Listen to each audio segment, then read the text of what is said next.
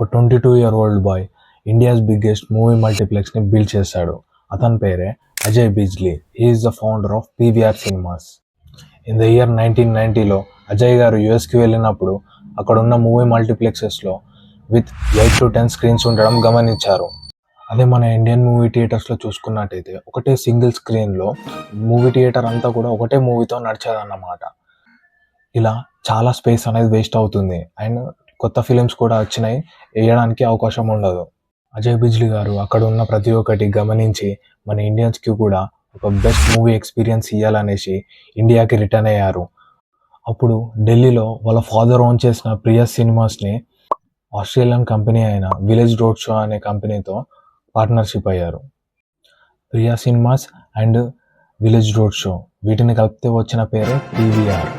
ఈ పేరుతోనే in the year 1995లో ఇండియాస్ ఫస్ట్ మోడర్న్ మల్టీప్లెక్స్ని అజయ్ బిజ్లీ గారు ఢిల్లీలో లాంచ్ చేశారు. అప్పుడు అందరూ కూడా పీవీఆర్కే వెళ్ళారన్నమాట. ఎందుకు అంటే ఆ ఒక్క మూవీ థియేటర్లోనే డిఫరెంట్ మూవీస్ని రిలీజ్ చేస్తారు and best movie experience, clean toilets, hygiene food, comfort seats ఇవి ఉండడంతో కస్టమర్స్ని కరెక్ట్గా సాటిస్ఫై చేయడంతో ఇండియాస్ బిగ్గెస్ట్ మూవీ మల్టీప్లెక్స్గా పీవీఆర్ సక్సెస్ అయింది.